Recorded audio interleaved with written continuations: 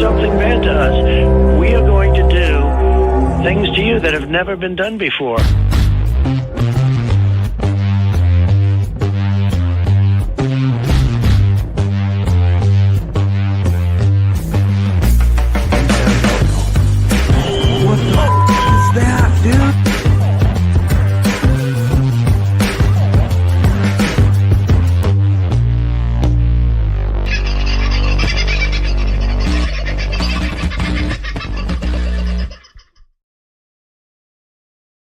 Well, g'day folks, how are you? Hope you're doing all right this fine Thursday, I've got to say it is.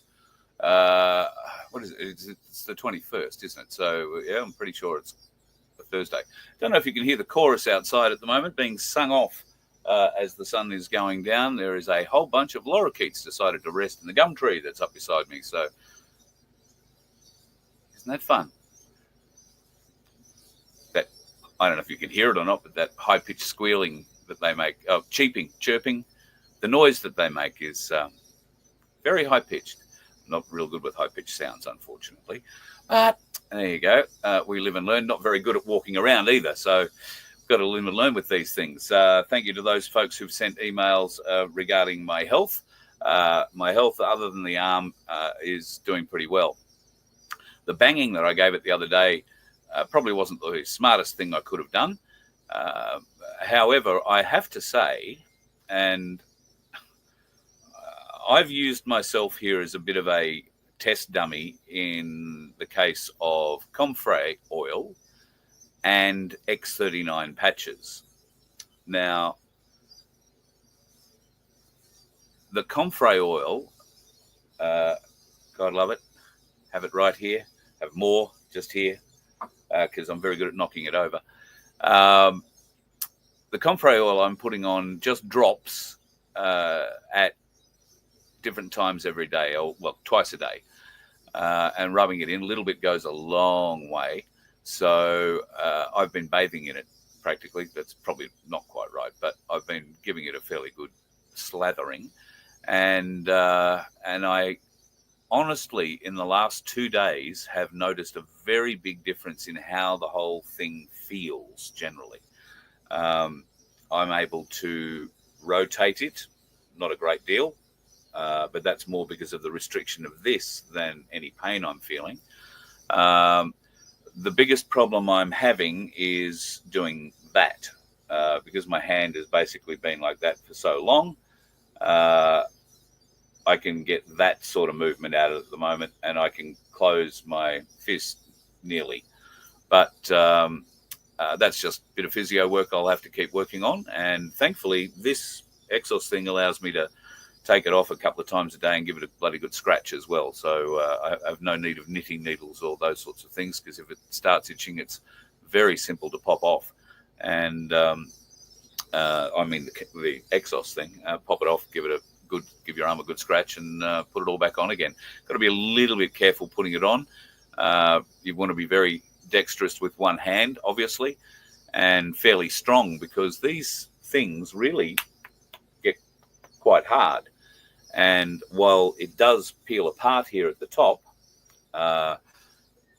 it sort of springs back. It's molded to your arm and or the shape of your arm. So you've got to be able to hold apart that particularly touchy bit that happens on your wrist as you sort of put it in. And thankfully I've been able to, touch wood, negotiate that without too much damage to myself. So I really believe the comfrey oil has made a significant difference in how fast the bone is healing. And I think, I know that the X39 patches, which initially I must say I may have nearly OD'd on, have made a huge difference. The bruising that I was told to expect never eventuated. I got a very small amount of bruising on the inside of my arm, and when I say small, it was yellow, but only a strip, about 25 mil wide, and only for maybe, 200 mil down my arm. So we should be talking in inches, I know. So an inch wide, 4 inches long. And there was not a great, well, there was very little, if any, pain out of the bruise itself. There were other areas where pain came out later around my thumb and back into where it sort of joins back on your wrist. I was told to expect bruising basically from to the tips of my fingers and up past here on my arm. And in places it would go black. Well, the only bruising I had was the slight yellowing here around where the damage or the main damage happened. And I put that down to the X39s, which I had two of on, one on either position where I knew where the first two brakes, where I was told there were two, where the first two brakes were, but they're the two major ones. There are a number of others. I've also found this really useful because while my brakes are along the bone, not across the bone, if I can squeeze the bone together, the harder I can squeeze that together, the faster it will mend. And this allows me to apply pressure where I really want it, where it's comfortable. And if it gets too uncomfortable, to undo it, it's simply a matter of popping and pulling a little cord out. And for those of you who've been skiing, I believe snow boots these days have a similar mechanism. I remember there when I was a kid, or maybe I was an adult working in radio who couldn't afford them. There was a shoemaker, I can't remember who had something similar, laceless shoes, and you just twist this little knob, which I'm not sure you can see. And somebody asked me the other day, oh, how do you get that all back together again if you've let that? So this is what allows me to open the whole thing up. So I can force my hand in here and there and pull my hand out. So this, oh, didn't mean this to be a demonstration. This tightens everything. It's a little, I don't know if you can see it around my thumb. And these are nylon straps that are threaded through this whole thing. How do I do it one-handed? If I let that go, it's all going to bunch up and curl up. So I wrap it around and hold it against myself, push the little knob in, and you can't sort of see it, but I'm going to twist. And what it's doing, now I've got it over this side, move my arm a bit, twist a bit more. Now I've got it pretty close. I can now massage this whole thing to where I want it to be tight. And then just keep turning this, pull this little gadget, which will make it tight again. And there you go. That's locked off, and now the whole thing's nice and tight. So sorry for the lesson. You probably didn't really need that, but it's been a long day.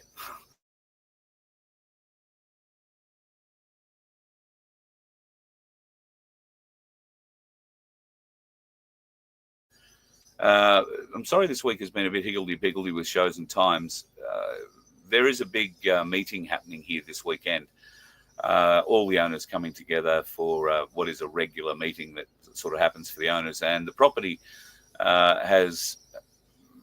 we've had to do a few things for a few owners and get a lot of things sorted. And it's been a lot of last-minute organisation and a lot of trips to places that we sort of weren't expecting to have to go. Last night being one of those, and we had to travel about a bit over an hour south, and we wound up having to pick something up, not just at Bunnings. Never turn up at Bunnings when you need the trade entrance after 5 o'clock. They're closed. Doesn't that make it fun? That's where I did the show from last night, and I didn't show you where we were, but I'm sure you've all been inside one of those big Bunnings trade entrances where you can drive your car and trailer in. Well, I was driving a Toyota Prado towing our car trailer, and that put me at somewhere about nearly 14 metres, and they only had one door open, and they had to open that to let me in. And it was a slalom course to get me to drive through it, and then they were expecting me to back out of it, which ordinarily I would have taken up the challenge, but I'd like to have both arms to do that with. So instead, I took a greater challenge and wound up having to drive around inside this joint, trying to back this trailer down one aisle and up another one and around another one and then back down the first one and then drive out the way we came. Anyway, Then we had to drive another hour south to pick something else up. And by the time we got home last night, I thought it wasn't really worthwhile having a bit of a chat with you guys, because if you're anything like me, you would have gone to bed already. Yes, apologies for all that. And tomorrow night might be a little bit weird too, just because we've got a lot of arrivals on the property and I've got a few little jobs that I've got to do.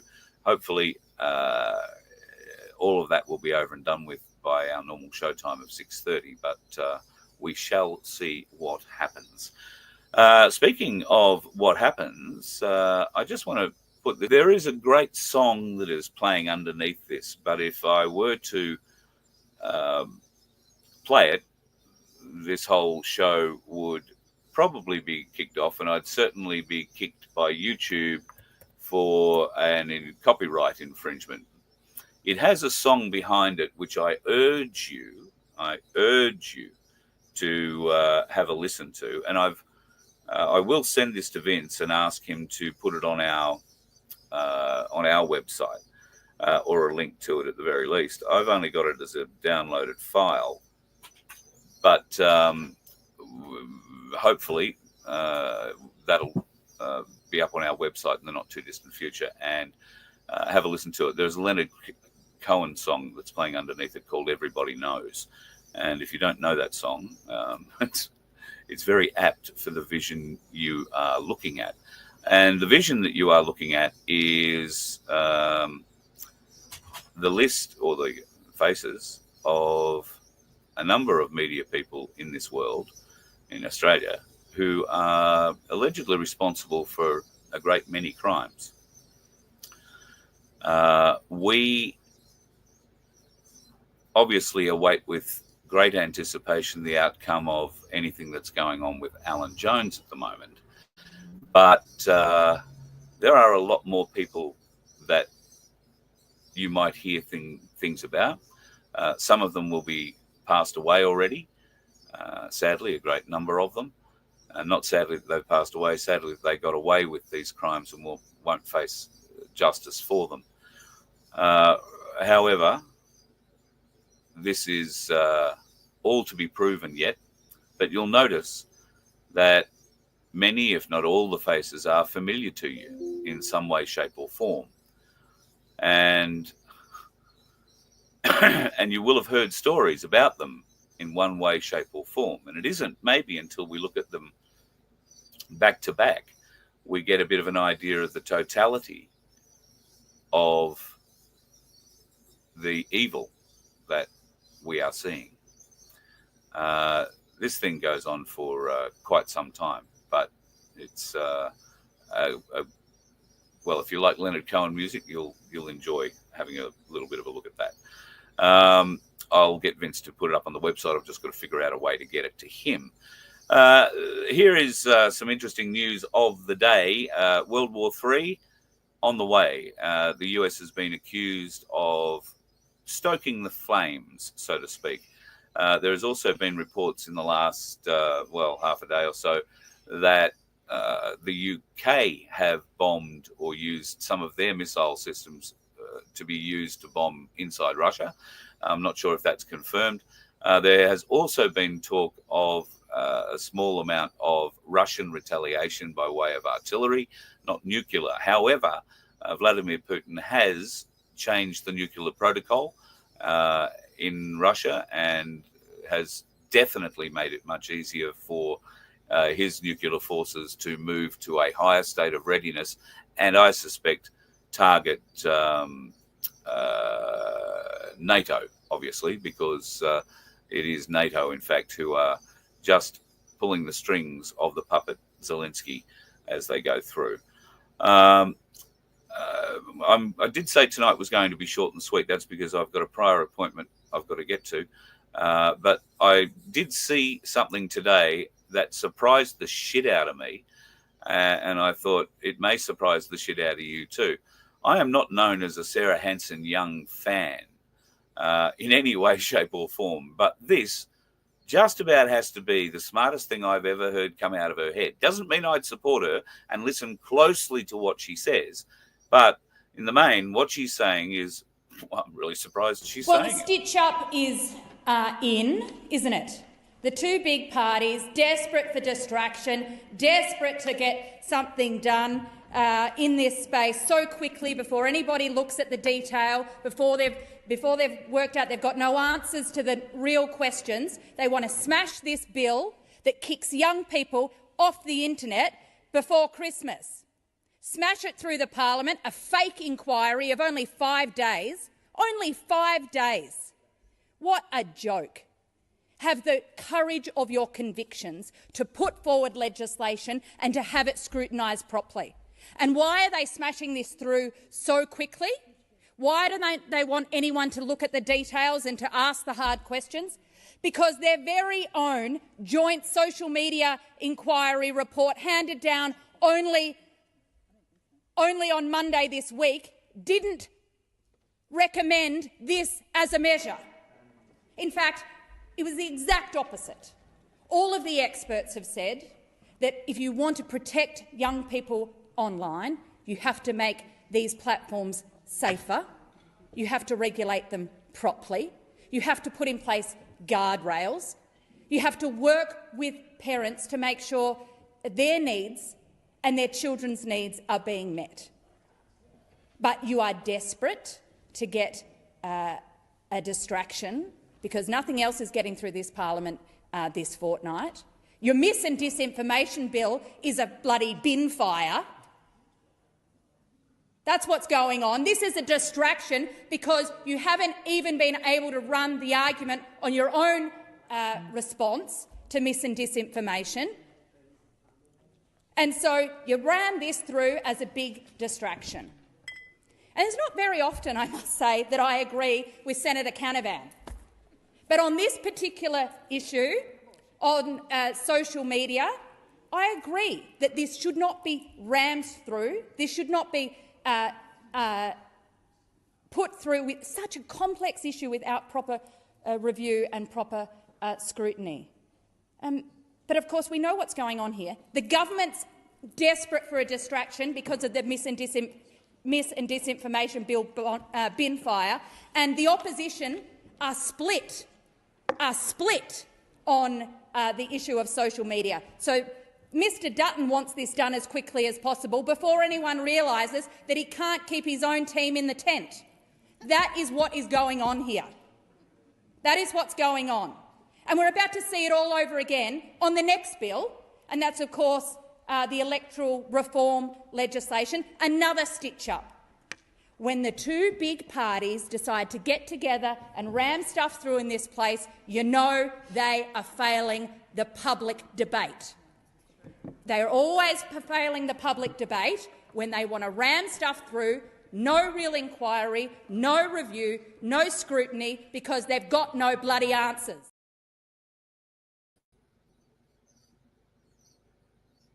First smart thing I've ever heard come out of that woman's mouth. Got to agree with that. Definitely got to agree with that. So, Sarah Hanson-Young, hat off, tip of the head, you've done well. Can you back it up? It sounds to me like you're hedging your bets there a bit. You just want to have a little bit more time to look at it before you agree to it. But at least it sounds at this point in time like you're not going to agree to it. There is a couple of other points that she raises in there about the mis- and disinformation bill and, of course, the electoral reform bill, which I'd forgotten all about. Now, that is something that you should be ringing every one of your representatives or emailing them about and telling them, particularly Labor and Liberal, because they're, you know, if they're divided, as she says, then you've got to let your local Liberal and Labor representative know that your vote is contingent upon them voting no for this sort of change, this sort of bullshit. And you'll be able to tell who votes who. They're not secret ballots. So something to be considered. All right, folks, got to run. Tomorrow there will be probably a show or two coming off on the VOF channel on YouTube straight off my phone because I've got a few things I probably might be able to share with you tomorrow, but I won't be sitting here to share them. So keep an eye out on the VOF channel, and Vince, I'll ask you if you are available to flick them up onto Rumble at the appropriate time as well. I've got to hit the road, folks. Going to try and avoid the dickheads, but need to be at another meeting. So have yourself a good night tonight. I'm sorry it's so short. We will get together at some stage over the weekend, I'm hoping. And I might have a new friend to come and have a talk about communal living and, well, a few other aspects of the freedom movement and maybe a potential other way forward. We'll have a little bit of a chat and see whether or not I can't arrange a sit around a campfire over the weekend, and we'll bring something special to you for there. Be safe on the roads, folks. Watch out for the dickheads. You let one ant stand up to us, then they all might stand up.